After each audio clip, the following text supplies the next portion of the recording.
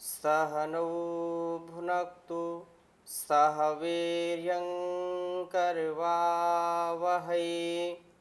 तेजस्विनावधीतमस्तु मा विद्विषावहै। ओम शांति शांति शांति। दिव्य जीवन के इस कार्यक्रम में आप सबका हार्दिक स्वागत है, अभिनंदन है। चाहे विद्यार्थी के रूप में हो, शिष्य के रूप में हो, पुत्र या पुत्री के रूप में हो, जो हमारे माता पिता हैं, गुरु आचार्य हैं, वो सभी चाहते हैं कि हमारी संतानें, हमारे शिष्य तेजस्विता को धारण करने वाले हों, मनस्वी हों, उनके अंदर अथाह ज्ञान का भंडार हो, उस ज्ञान के आधान से उनका ज्ञान विज्ञान बढ़े, वो कभी भी पतित ना हो। एक सच्चा जो गुरु है, सच्चा आचार्य है, अध्यापक है या माता पिता हैं, वो सभी चाहते हैं कि उनके द्वारा दी गई शिक्षा वो आत्मसात कर सके। परंतु एक जो अश्रद्धा या आलस्य प्रमाद है, वो कहीं ना कहीं हमको पीड़ित करता है, कहीं ना कहीं उन संबंधों में दरार पैदा कर देता है, संबंध टूट जाते हैं, संबंधों में बिखराव आ जाता है। श्रद्धा क्या तत्व है? गुरुओं के प्रति श्रद्धा, विद्या के प्रति श्रद्धा, माता पिता के प्रति श्रद्धा, इस संदर्भ में आज हम परम पूज्य गुरु जी से जानेंगे। इसके बिना वास्तव में हमारा जीवन श्रेष्ठ नहीं हो सकता है। अभी मैंने जो मंत्र उच्चारित किया है, गुरु शिष्य परंपरा को उदात्त बनाने का एक संकल्प है। उन संबंधों में अति श्रद्धा पूर्वक जब हम विद्यार्जन करते हैं, वैसे ही जीवन निर्वहन करते हैं, तो कभी पतन नहीं होता है। परम पूज्य गुरु जी का सानिध्य, पुनः गुरु जी के चरणों में कोटि सा नमन वंदन है। आपके श्रीमुख से हमने सैकड़ों बार इस विषय को सुना, समझा और फिर शास्त्रों में भी पढ़ा गुरु जी कि श्रद्धा के बिना व्यक्ति का जीवन अधूरा है, वो चल नहीं सकता है।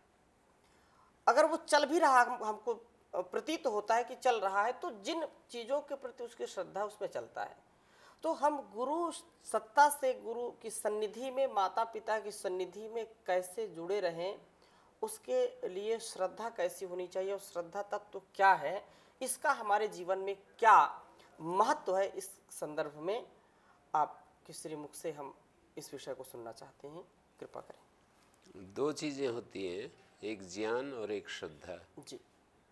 ज्ञान तो जैसी चीज़ होती है उसको वैसा देखना होता है, वो हमारी बुद्धि का विषय है। और श्रद्धा एक भाव तत्व है, उसमें ज्ञान हो या न हो, हमें उसको ऐसा स्वीकार करना होता है, मानना होता है। तो श्रद्धा एक भाव है, फीलिंग है एक। तो श्रद्धा को हमारे शास्त्रों में अतीन्द्रिय विषयों में भी, और जो हमारे प्रत्यक्ष में आते हैं गुरु आचार्य शास्त्र आदि, जी। उनके प्रति हमारी एक जो भाव चेतना है, भाव विशेष है, उसको हमें बनाना होता है कि ये मेरे लिए सर्वोपरि है, ये मेरे लिए बहुत ही कल्याणकारी है और मुझे इसके निर्देशों का पालन करना चाहिए।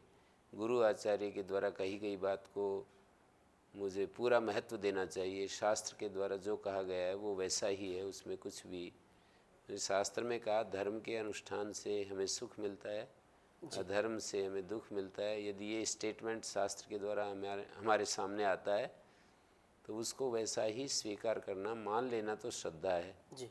और यदि उसमें हम तर्क करें और उसमें अपनी बुद्धि लगाएं और उसको हम स्वीकार न कर पाएँ तो इसी का नाम अश्रद्धा है।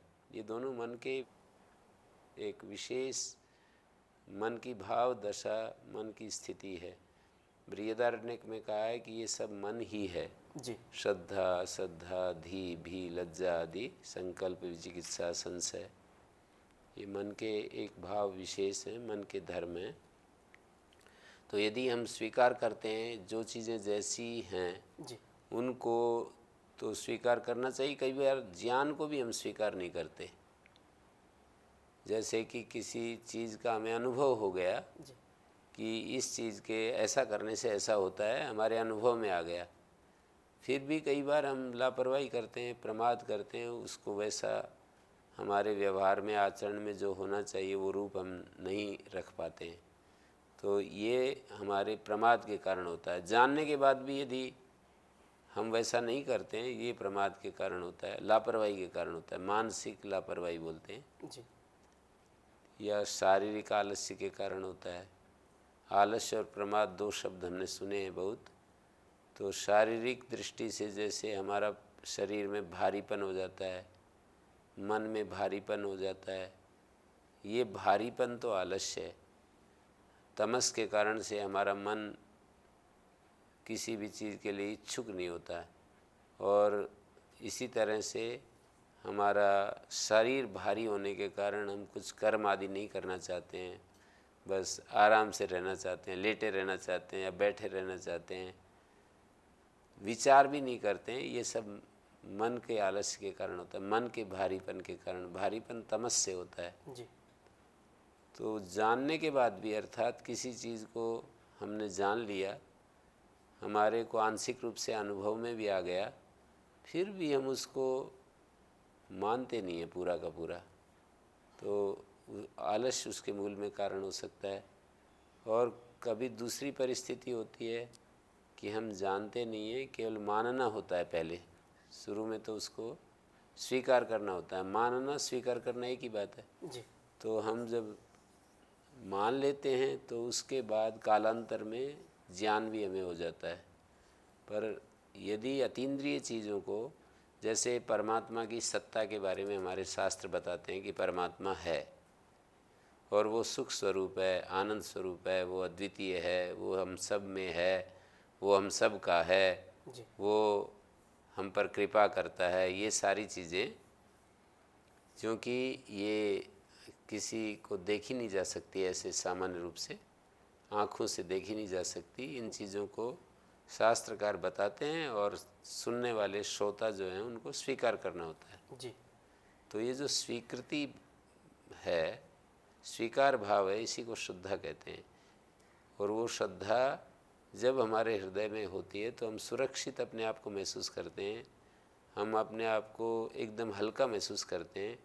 जैसे कि कोई एक व्यक्ति, हमारे गुरुजी ने एक बार मुझे दृष्टांत दिया था, श्रद्धा तत्व ऐसा है जैसे कि गाड़ी में सफ़र कर रहे होते हैं तो हमारे हाथ में टिकट होता है, यदि जी तो हमारी अलग स्थिति होती है, और यदि टिकट नहीं होता है और हम बैठ लिए गाड़ी में तो हमेशा भय बना रहता है कि कब चेक करने वाला आ जाए और कब मेरे को कह दे, जी मतलब मुझे शर्मिंदा होना पड़े या मेरे को उतार दे। एक जो भय है ना, जी उसके बना रहता है।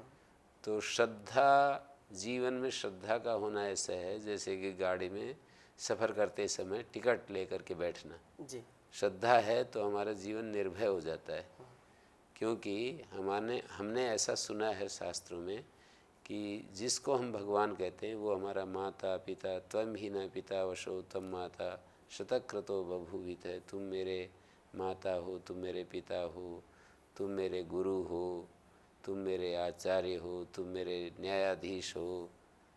इस तरह की बातें भगवान के प्रति हमने सुनी हैं, और इनको यदि हम पूरा स्वीकार कर लें जी तो माता पिता, गुरु, आचार्य, न्यायाधीश कैसे किसी का अहित करते हैं। जी जो सही सही माता पिता, गुरु, आचार्य, न्यायाधीश होते हैं वो कभी किसी का अहित नहीं कर सकते हैं, और उनका एक लगाव होता है अपने संतान के साथ, अपने बालकों के साथ, तो कभी भी अहित नहीं कर सकते। जी तो ऐसे ही परमात्मा जो, उसके बारे में हम सुनते हैं कि वो सबका है, तो मेरा नंबर कैसे कट जाएगा।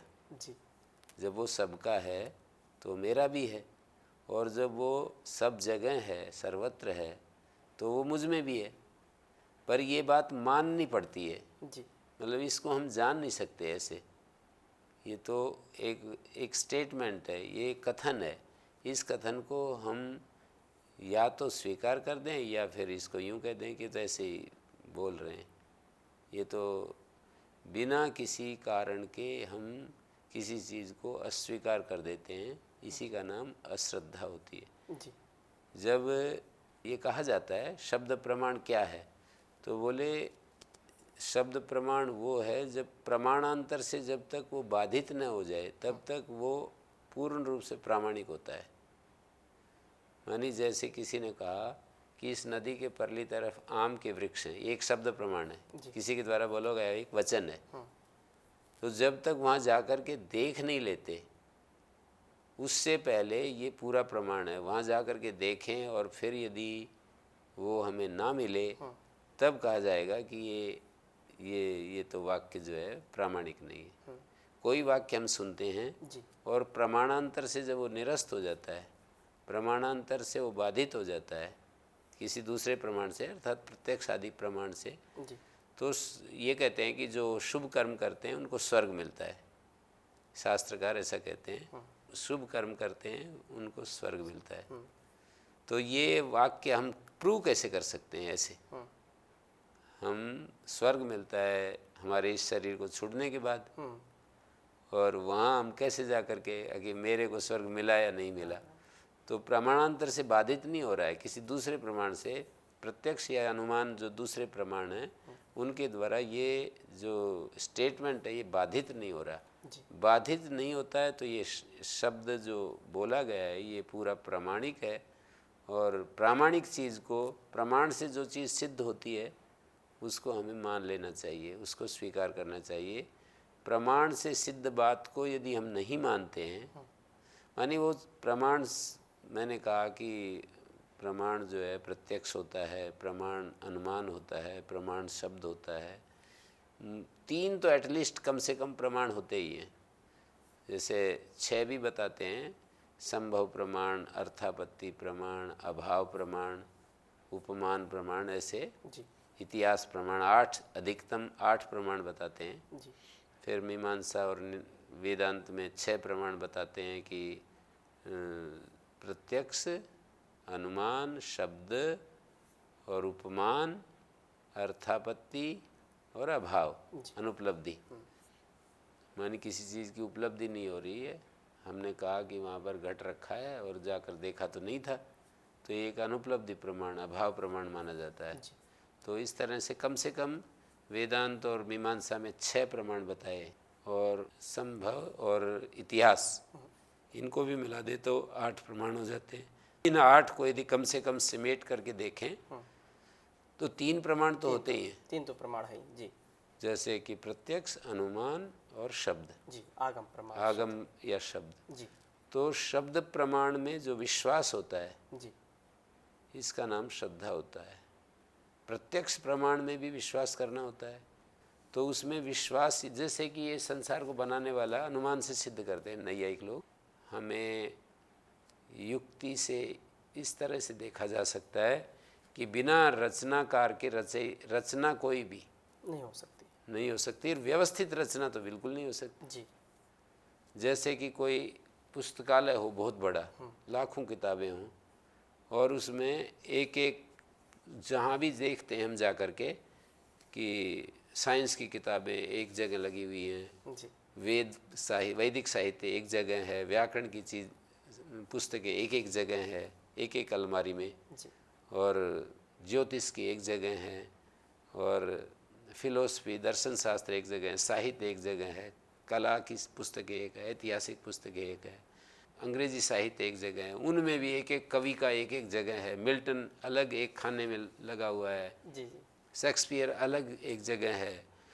तो इसको देख करके ये नहीं कहा सकता ये तो अपने आप ही लग गई जी, ऐसा कोई भी नहीं मानेगा। उसको व्यवस्थित करने वाला कोई व्यवस्थापक है। हाँ, यदि पुस्तकें, लाखों पुस्तकें, और बिल्कुल एक एक सब्जेक्ट की पुस्तकें एक जगह हमें मिल रही हैं, तो इसका मतलब ये है कि किसी ने वैसी व्यवस्था की है, जी वो अपने आप ऐसे इकट्ठी नहीं होगी। जी तो ऐसे ही इस सृष्टि में सब जगह एक व्यवस्था, ऑर्डर दिखाई देता है। जी तो उस ऑर्डर के पीछे जैसे सूरज अपने समय पर उदय होता है, पृथ्वी घूम रही है, लगभग 30 किलोमीटर की रफ्तार से घूमती रहती है, जी और एक वर्ष में सूर्य के चारों तरफ 95 करोड़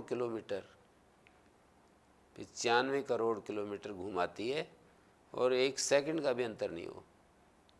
इतनी बड़ी व्यवस्था है। जी और ऋतुएं बदलती हैं, ऋतु चक्र चलता है, दिन रात बनते हैं, और पृथ्वी में जो भी भूमि में कुछ दाने डाले जाते हैं, अंकुर फूट करके वो पौधे बन जाते हैं, समय पर फिर उनको कुछ वर्ष बाद फल आते हैं, जी और माताओं के गर्भ में बच्चों के निर्माण होते हैं, और भोजन हम करते हैं, उससे अलग अलग बहुत सारे तत्व बनते हैं।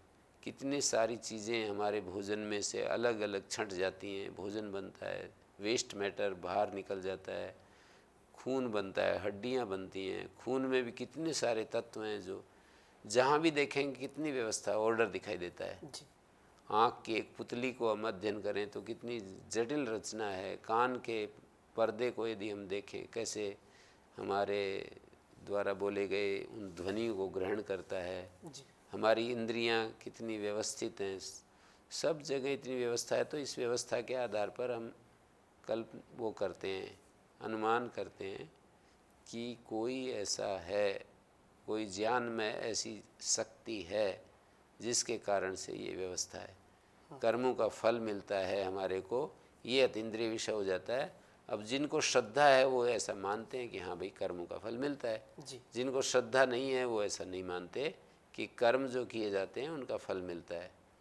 ये मतलब दो विभाग हो जाते हैं। जी जिनको श्रद्धा है वो कहते हैं कि हाँ कर्म का फल मिलता है, जिनको श्रद्धा नहीं वो कह देते हैं कि नहीं कुछ नहीं मिलता। जी ऐसे ही बना रखी है सब बातें। तो हम एक वाक्य बोल करके और पूरा जो ऋषि मुनियों का ज्ञान विज्ञान को एक तरफ कर देते, एक साइड में कर देते। जी इसमें हमारी मन की जो उच्छृंखलता है, स्वेच्छाचारिता है, उसके कारण ऐसा होता है। जी हम बहुत ही स्वेच्छाचारिता के साथ जीना चाहते हैं, तो हमारा जो हमारे मार्ग में जो बाधक हैं ये इस तरह के वचन बाधक होते हैं कि हम गड़बड़ करेंगे तो हमारे को फल मिलेगा, हम जैसा करते हैं वैसा फल मिलता है, और ये कभी भी इसको टाला नहीं जा सकता। तो जहाँ से ये वचन आते हैं ना, हमारी स्वेच्छाचारिता को बाधित करने के लिए तैयार होते हैं ये वचन। जी यानी ऐसे वाक्य सुनेंगे और इनको मानेंगे तो हम स्वेच्छाचारी नहीं हो सकते। तो हम उस शास्त्र को एक तरफ कर, ऐसे ही सब बना रखी बातें। तो व्यक्ति कभी भी इस प्रतिबंधक को हटाए बिना स्वेच्छाचारी नहीं हो सकता।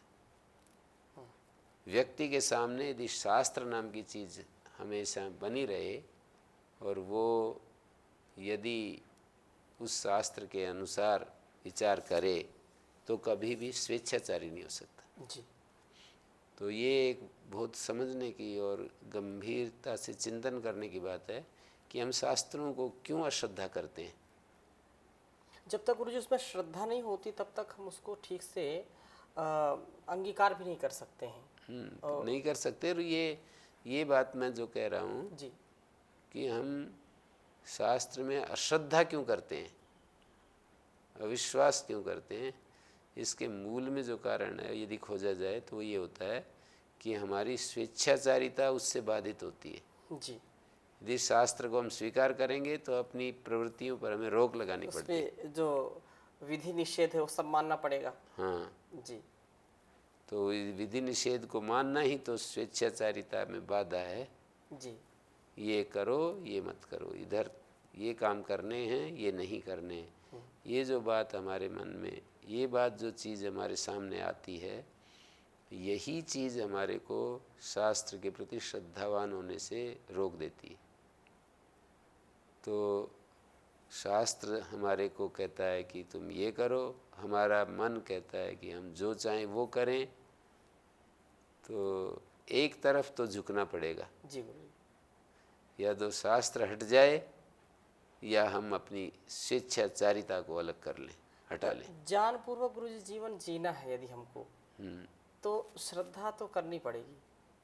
हाँ, श्रद्धा तो करनी पड़ती है, जी पर मैंने वही कहा कि ये कारण क्या है कि क्यों हम श्रद्धा नहीं करते। हाँ श्रद्धा होने में बाधक तत्व क्या है, श्रद्धालु होने में कौन सी चीज़ है जो बाधा बन जाती है। जी हमारी मनुष्य की जो स्वेच्छाचारिता है ना, जी।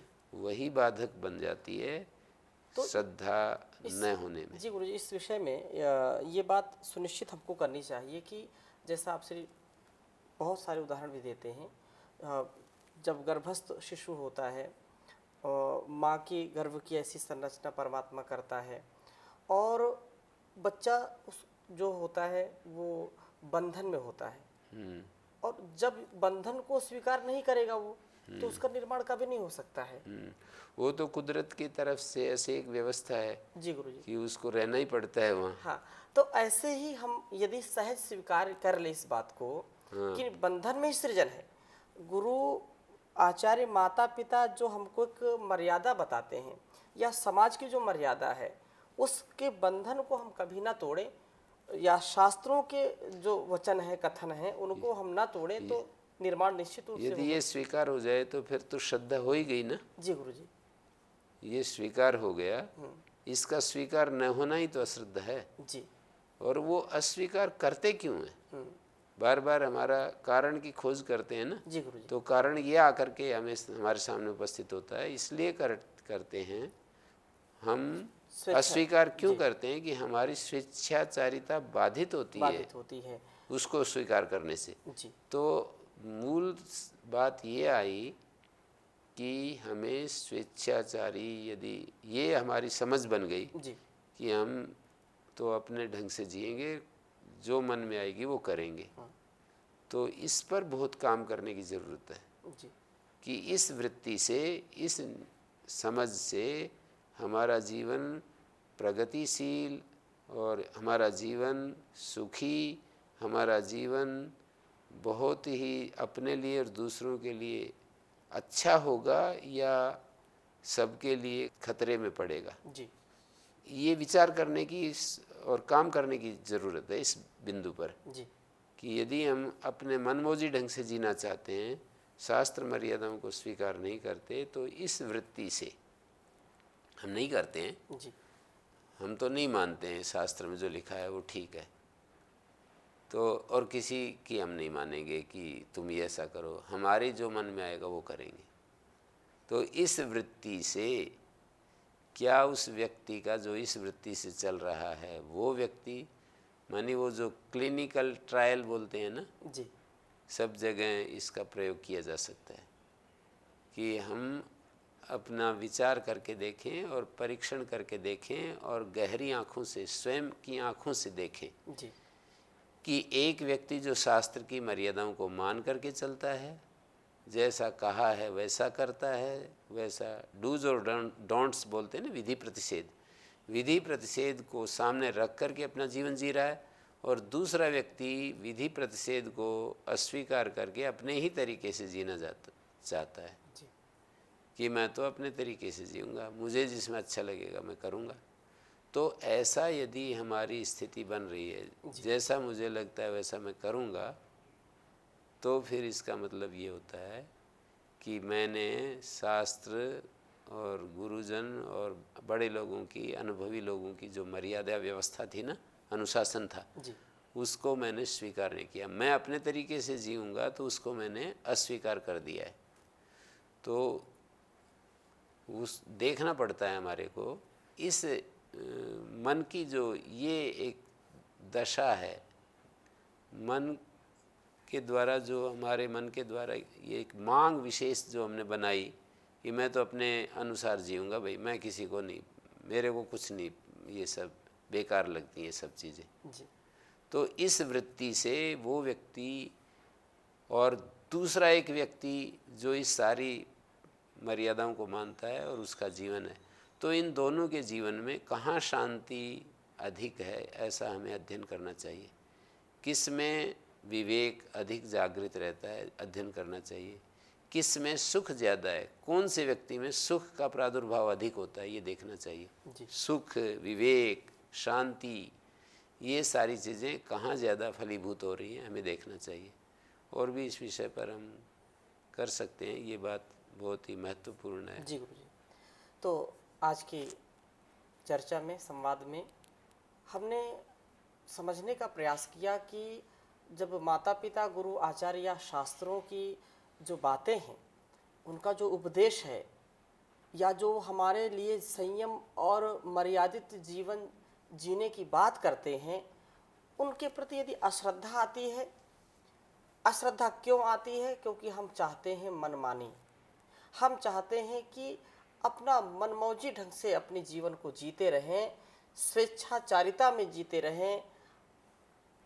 हमारा जो संकीर्ण या तुच्छ स्वार्थ है, उसके कारण हम उच्छृंखल हो जाते हैं, हमारे अंदर अश्रद्धा कूट कूट करके भर जाती है।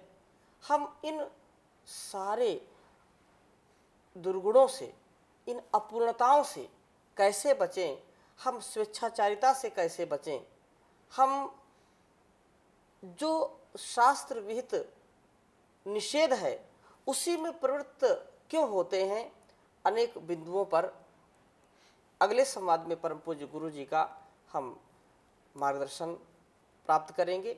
आज के संवाद को, आज की कक्षा को यहीं पर विराम देते हैं। ओम शांति शांति शांति।